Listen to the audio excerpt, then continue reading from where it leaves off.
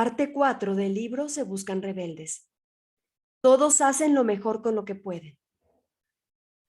Hay luz y oscuridad, positivo y negativo, héroes y villanos, bueno y malo, etc. Por lo menos así hemos visto la vida hasta ahora, como una vida llena de opuestos. ¿Pero realmente existen? Aprendí que lo increíble de la dualidad es que nos hacemos conscientes de algo al experimentar su opuesto. Por ejemplo, nos damos cuenta de la felicidad porque hemos estado tristes. Es cierto que hay un nivel fundamental de dualidad en nuestra existencia. También aprendí que las personas más plenas no son las que no experimentan dolor o tristeza, sino aquellas que lo experimentan, lo entienden, lo trabajan y lo liberan. Entendí que las personas más plenas entienden la dualidad de la felicidad y la tristeza, pero ven más allá de eso. Ven todas las emociones como un conjunto. Cada sonrisa y cada lágrima son extraordinarias porque te hacen sentir vivo.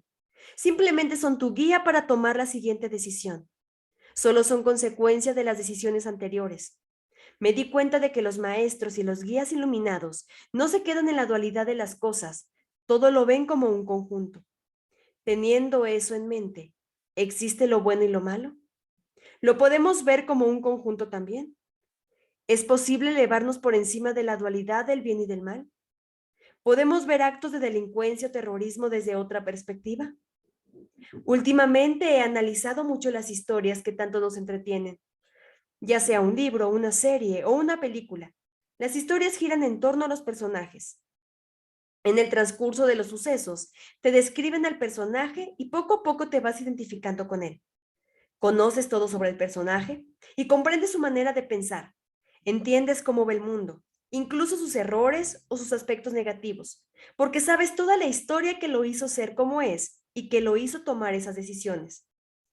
Cuando se le presentan retos al personaje, instintivamente quieres que lo supere. Si estos retos se presentan por alguien más, automáticamente se convierte en el villano. Muchas veces nos cuestionamos si realmente es malo el otro personaje o si el personaje principal está haciendo lo correcto. ¿Qué pasaría si escribieran la historia desde las experiencias y la perspectiva del villano?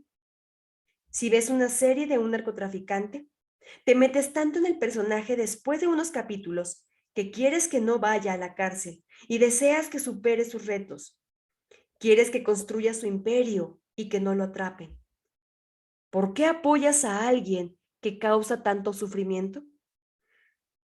Creo que esto sucede porque al conocer sus experiencias y formas de pensar, entendemos sus acciones, nos identificamos con el personaje, nos ponemos en sus zapatos y lo entendemos. Conocemos todas las experiencias pasadas y el origen de su forma de pensar o actuar. ¿Qué pasaría si vivieras las mismas condiciones de vida que alguien que actuó mal? La misma historia, el mismo sufrimiento, el mismo conocimiento y el mismo nivel de conciencia. Posiblemente los resultados de tu vida serían muy parecidos. Por eso creo que no hay personas malas. Simplemente hay personas cuyas acciones tienen consecuencias negativas. Es una diferencia muy sutil, pero hace toda la diferencia. Esto hace que tenga la oportunidad de saber mejor para actuar mejor. Todas las personas lo hacen lo mejor que pueden con lo que saben. Thich Nhat Hanh lo explica de manera brillante. Enseña que el entendimiento suele ser otro nombre para el amor. Entender da origen a la compasión y al amor. Pero ¿cómo amar o entender lo malo? ¿Cómo amar a aquellos que no lo merecen? ¿Cómo amar a esas personas que más lo necesitan? En los últimos capítulos del libro retomaremos el tema de la compasión.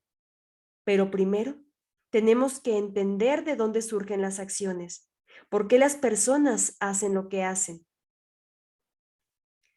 Primero tenemos que observarnos a nosotros mismos y observar nuestro comportamiento antes de aplicarlo en otros. Para empezar a analizar por qué hacemos lo que hacemos, regresemos a la cuestión del bien y el mal. ¿Qué pasa en la naturaleza? ¿Acaso existe la dualidad del bien y el mal? Al observar el comportamiento de los animales, podemos decir que hacen cosas terribles entre ellos. Cuando los pingüinos emperadores de la Antártida tienen que saltar al mar, tienen que saber si hay focas esperando para comérselos. Todos se paran frente a la orilla y esperan, porque nadie quiere ser el primero. En ocasiones, algunos pingüinos empujan a otros para que caigan al agua primero en caso de que esté una foca esperando. Otro ejemplo son los elefantes marinos que viven en arenes. Un solo macho se reproduce con decenas de hembras, mientras la mayoría de machos no pueden reproducirse con ninguna. Si una hembra copula con otro macho, el dueño del harén la golpea salvajemente. Aparte de violencia de género, en la naturaleza también hay esclavitud. Hay una especie de hormiga que ataca colonias de otras especies y roba los huevos para que las crías nazcan en su nido e instintivamente hacen todo el trabajo de la otra colonia. La mayoría de los pájaros tienen el instinto de proteger a los pichones de su nido. Por lo mismo, el cucú británico, en vez de construir un nido, pone sus huevos en nidos de otras especies. Su cría nace antes de que los polluelos originarios y por instinto carga los huevos de la otra especie y los arroja fuera del nido. Así obtiene toda la atención parental. Los chimpancés y los bonobos matan a miembros de los grupos rivales para conquistar nuevos territorios y tener recursos. Hacen guerras territoriales. En todos estos ejemplos, ¿podemos decir que hay maldad detrás de sus acciones? Incluso viendo los ejemplos de las orcas asesinas o los delfines, que son conocidos por jugar con la presa, su comportamiento es instintivo. Y muchos científicos explican que lo hacen para entretener a las crías en el arte, para entrenar a las crías en el arte de la caza. Yo soy de la idea de que no hay maldad, porque no hay conciencia detrás de sus acciones. Simplemente son instintos. ¿Por qué no vemos a los humanos de la misma forma? Muchas veces hay insuficiente conciencia en el ser humano para actuar de manera correcta. Muchas veces actuamos instintivamente. Nuestro cerebro y nuestros hábitos no están diseñados para que seamos felices o actuemos moralmente. Están diseñados para que obtengamos nuestras necesidades básicas y podamos sobrevivir. Tal y como propuso Abraham Maslow, nuestras necesidades básicas son la alimentación, el descanso, el sexo, la seguridad física, la seguridad de recursos, la seguridad familiar y la salud. Si no tenemos esas necesidades cubiertas, es fácil que actuemos desde el instinto. Nosotros como seres humanos tenemos la capacidad de razonar y ser conscientes. Eso nos ha permitido etiquetar y juzgar las cosas como buenas o malas. Sin embargo, es solo nuestra perspectiva y opinión. ¿Qué era malo hace 100 años y ahora no lo es? El matrimonio interracial estaba prohibido en ciertos lugares, como Alabama en Estados Unidos. En Arabia Saudí estaba prohibido que las mujeres condujeran un coche. Era visto como algo malo. Nuestra perspectiva ha cambiado y, por lo tanto, lo que es bueno o malo también ha cambiado. Esto prueba que no es una ciencia cierta como las matemáticas. Es una experiencia humana subjetiva. Es posible que esto que escribo pueda causar conflicto a varias personas y no resuene con mucha gente. Es posible que toque nuestros botones rojos, porque el bien y el mal nos han parecido algo normal durante mucho tiempo, y es así como nos han educado. Muchos alemanes veían como bueno a Hitler, y es posible que varios ingleses veían a Gandhi como malo.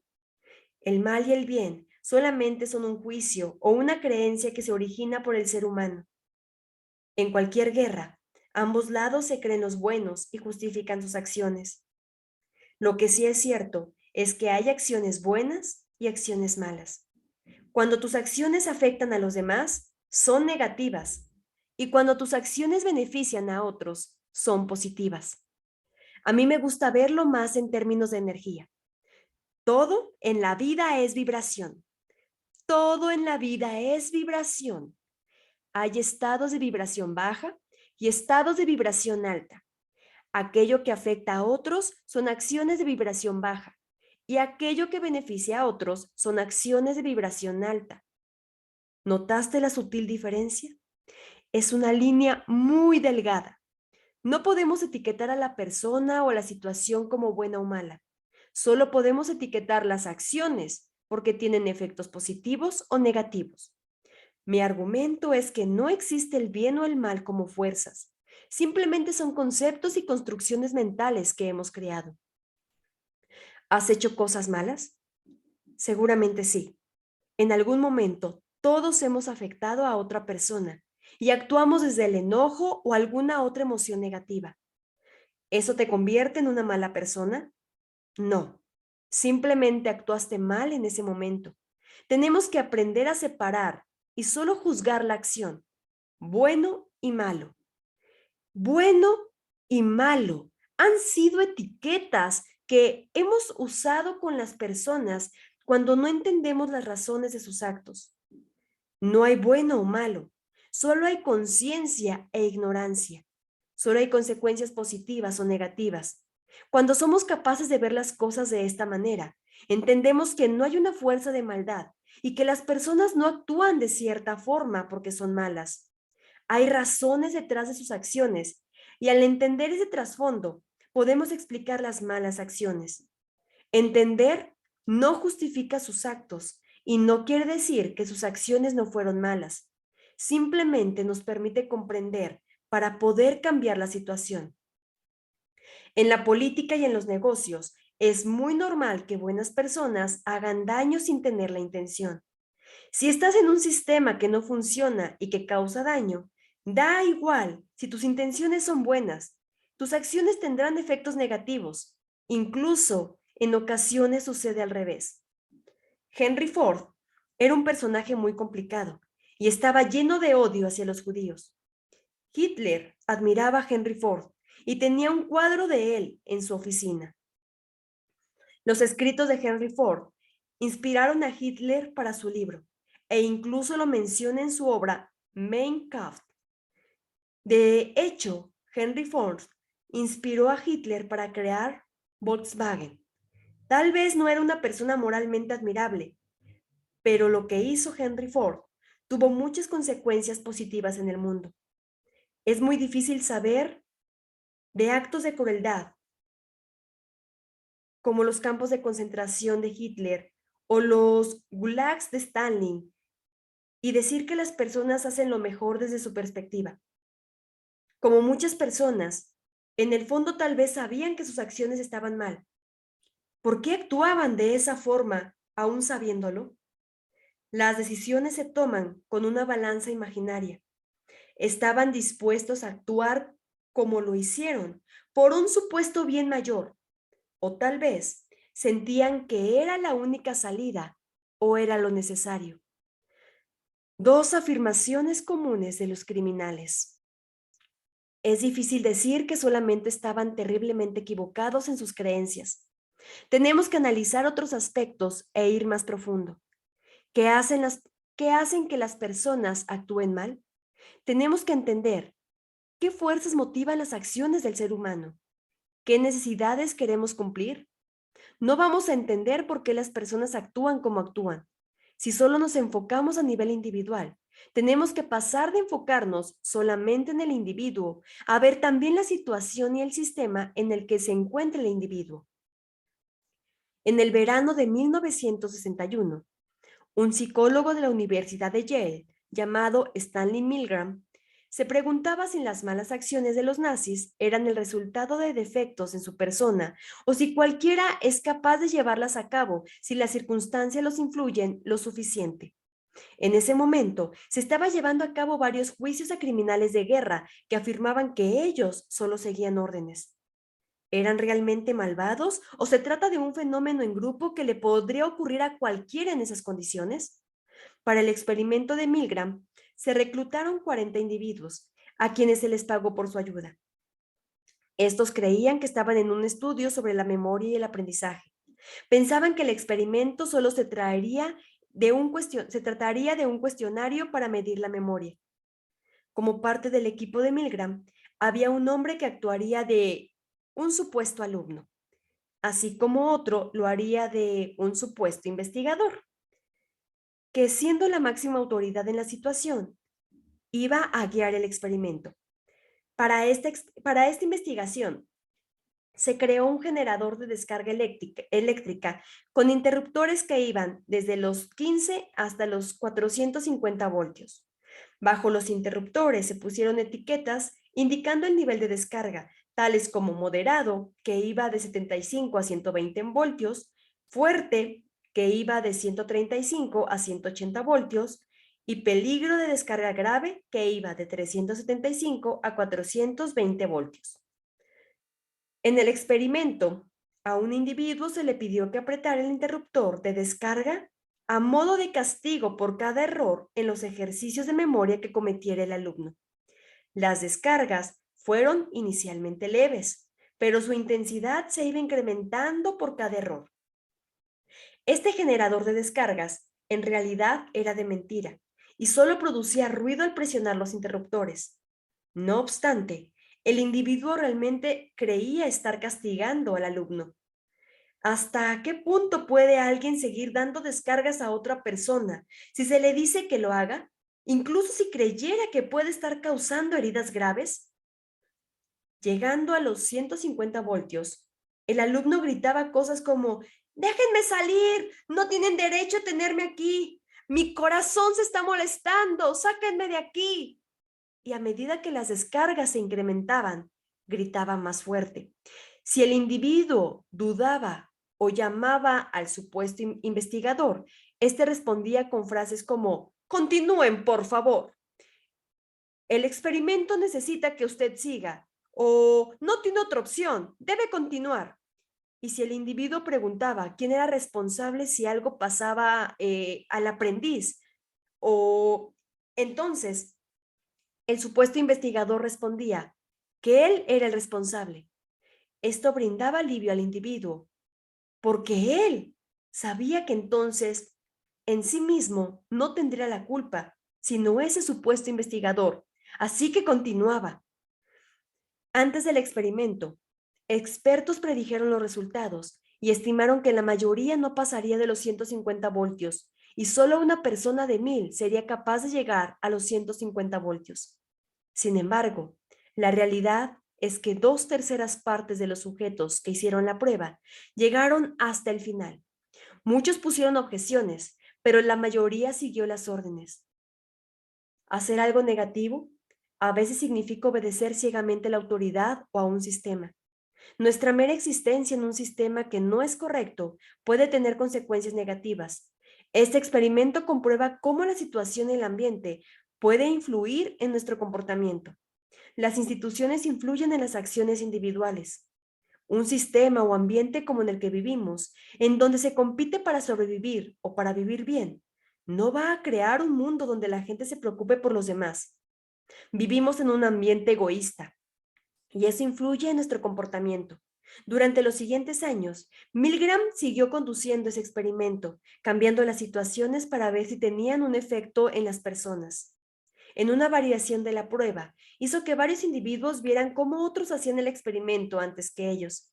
Gracias a esta variación, se dio cuenta de que era más probable que los individuos siguieran las órdenes si veían a los demás seguirlas y no veían a nadie desobedecer o cuestionar. Lo que me encantó de esta variación del experimento fue que, si alguien lo desafiaba y no continuaba, se convertía en un modelo a seguir, haciendo que los demás tampoco continuaran con la prueba. Este experimento fue revelador. Fue revelador para los temas de influencia social y conformidad. Todos nos conformamos con ciertas normas y reglas. Seguimos el código de vestimenta de un determinado ambiente o nos comportamos de cierta forma en ciertos lugares. La conformidad es ajustar nuestro comportamiento o forma de pensar para seguir al grupo o a la sociedad. Esta conformidad no es consciente y es automática. Es parte de nuestro instinto imitar lo que sucede en el exterior para sobrevivir. Así como cuando alguien bosteza y lo imitamos automáticamente, de esa misma forma copiamos comportamientos. A este efecto se le conoce como comportamiento colectivo. Gracias a este, podemos entender que el problema no es la moral y no significa que las personas no sepan si están bien o mal.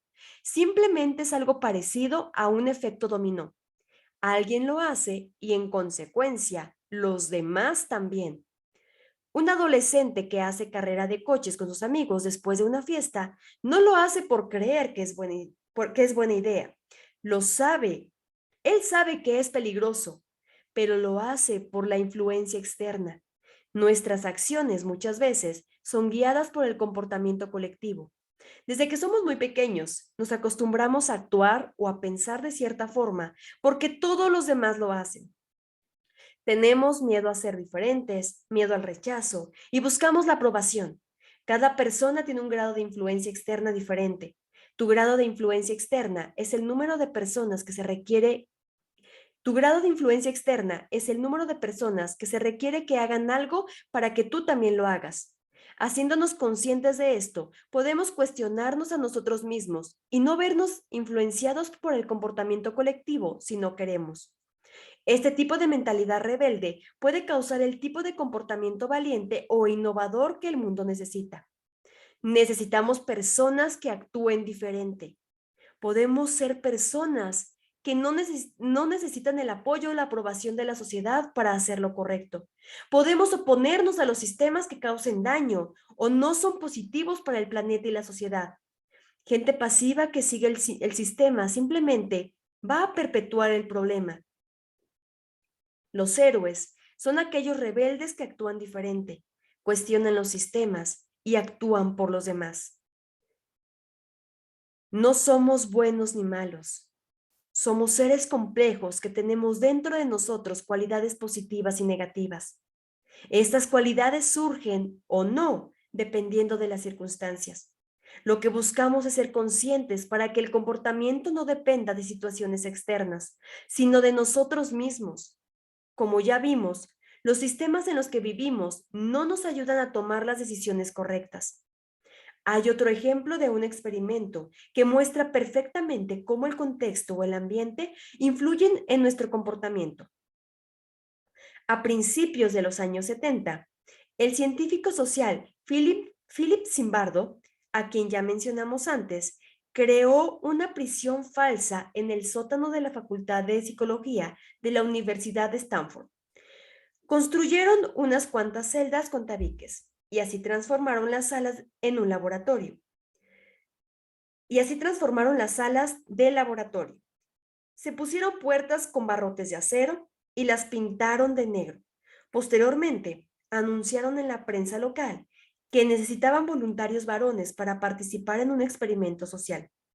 De los 75 que respondieron el anuncio, seleccionaron a 21 candidatos, que eran los que parecían más normales y saludables gracias a las pruebas psicológicas. Los separaron en dos grupos.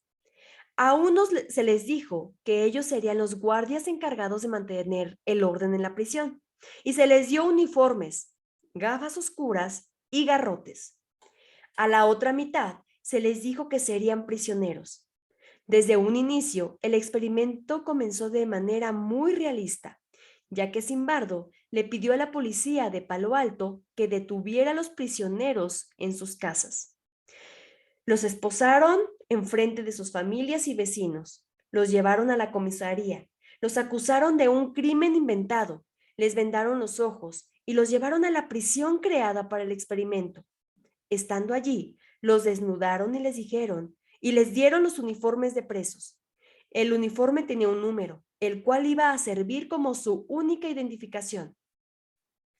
El experimento era para encontrar la razón por la cual las prisiones son sitios tan terribles. ¿Es por la gente que está ahí?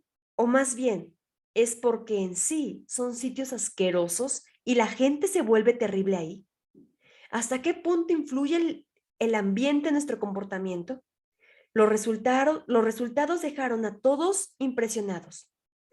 Los policías cayeron enseguida en el rol del típico hombre amargado que impone dura disciplina a los demás, incluso cuando algunos de ellos se habían declarado pacifistas antes de comenzar el experimento. La primera noche sacaron a los prisioneros de sus camas a las 2 de la madrugada y los obligaron a hacer flexiones. También los alinearon contra la pared y les ordenaron hacer diferentes ejercicios. A la mañana del segundo día, los prisioneros se arrancaron los números de la ropa, Se encerraron en sus celdas y trataron de bloquear las puertas. Los guardias los castigaron desnudándolos y rociándoles el contenido de varios extintores encima. Conforme fue progresando el experimento, varios guardias se volvieron cada vez más crueles y sádicos al imponer castigos. Las condiciones sanitarias eran horribles porque los guardias se negaban a dejarlos orinar o defecar en otro lado que no fuera en sus cubetas, las cuales no las dejaban limpiar. También castigaban a los prisioneros quitándole los colchones de sus celdas y los obligaban a dormir sobre el concreto. En ocasiones, les gritaban a 2 centímetros de la cara. En solo 36 horas, un prisionero empezó a ponerse histérico y parecía fuera de control, por lo que hubo que liberarlo. Otros 4 tuvieron que salir por depresión emocional. Estaban en llanto, rabia y estados agudos de ansiedad. Simbardo tenía la intención de que el experimento fuera por 2 semanas, pero no estaban preparados para la intensidad y la velocidad a lo que sucedió todo, por lo que dio por terminado el experimento a los 6 días. Al salir de ese experimento, muchos participantes dijeron haberse comportado de forma completamente diferente a como eran. Uno de ellos comentó que su conducta parecía que no estaba bajo su control y que sentía que perdía su identidad. Es como si adaptásemos nuestra personalidad a la situación. Normalmente estamos acostumbrados a explicar nuestra personalidad por nuestros genes y nuestra educación. Tenemos que tener más en cuenta que nuestro instinto también nos hace adaptar nuestra forma de ser al contexto. Adaptamos nuestra personalidad a la situación, como si estuviéramos en una obra de teatro y entrásemos en el rol que nos dan. Nuestra meta es hacernos conscientes de esto y así elegir el rol que vamos a tomar en la vida. Ambos experimentos explican las acciones de las personas que siguieron el sistema o se vieron influidos por el contexto. Pero ¿cómo explica las acciones de un líder o un creador del sistema?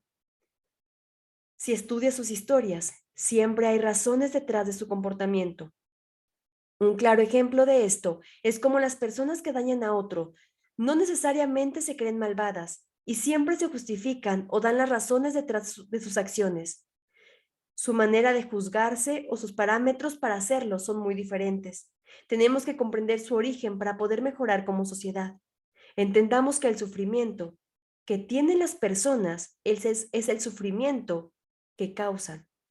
Recuerda, el sufrimiento que tienen las personas es el sufrimiento que causan.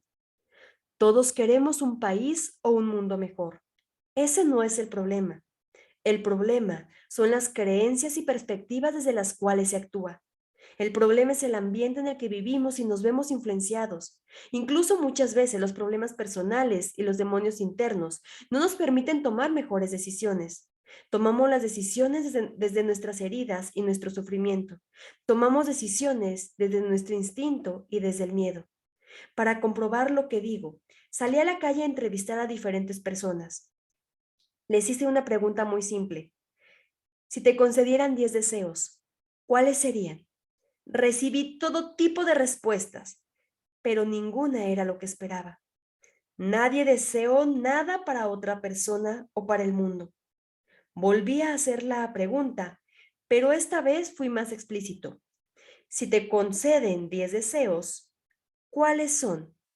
Pueden ser para ti o para otros. Una pequeña variación en las circunstancias cambió el comportamiento. ¿Cuántos deseos crees que tienen que haber para que alguien diga algo para los demás? Prácticamente, todas las personas contestaban los primeros deseos para ellos mismos. Luego algunas personas deseaban para su familia y solo muy pocas personas incluían el mundo, su país, en sus deseos.